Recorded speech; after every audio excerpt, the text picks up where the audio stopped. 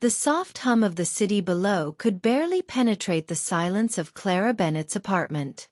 Nestled in the top floor of an old brick building, it had always been her sanctuary, a place where she could retreat from the world and her demanding career as a novelist.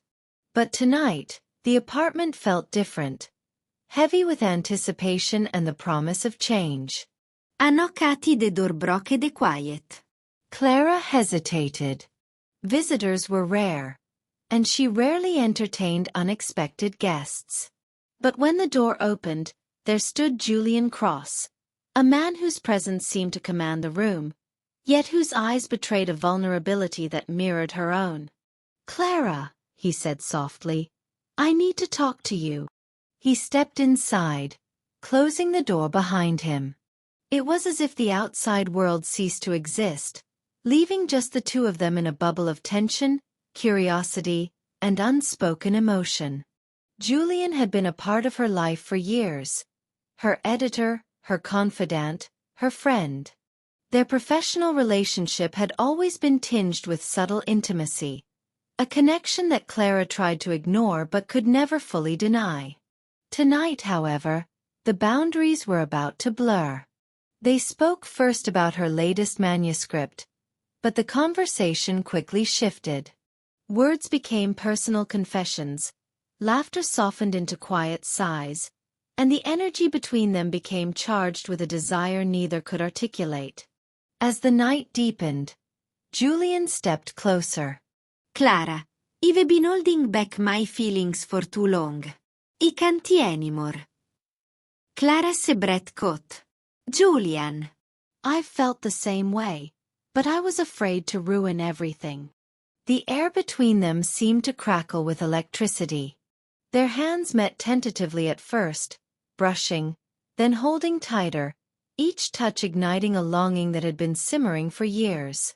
Behind the locked door, they explored their connection, discovering that their bond was deeper and more passionate than either had imagined.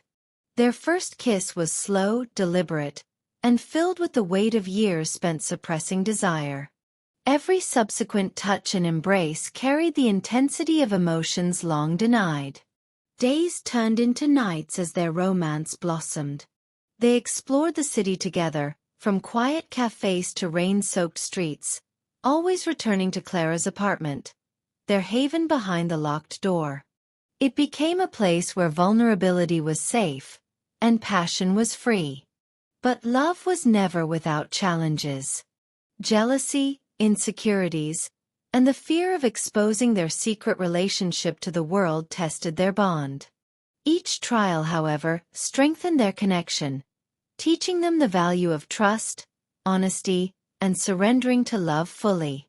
One unforgettable evening, after a storm had passed and the city glistened under a canopy of lights, Julian knelt before Clara, holding a delicate box.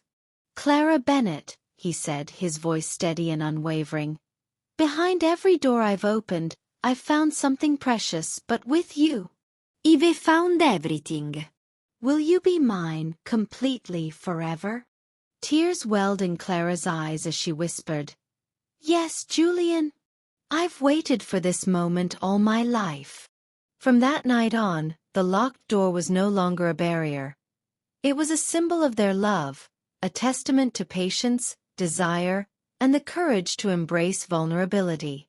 Clara and Julian discovered that some doors are meant to remain closed to the world, but open to the hearts that belong together. Behind the locked door, they found not just passion, but sanctuary, companionship, and a love that would endure every storm, every challenge, and every moment of life yet to come. Because some loves are too precious to be shared with anyone else, and some hearts are meant to be discovered only behind the locked door.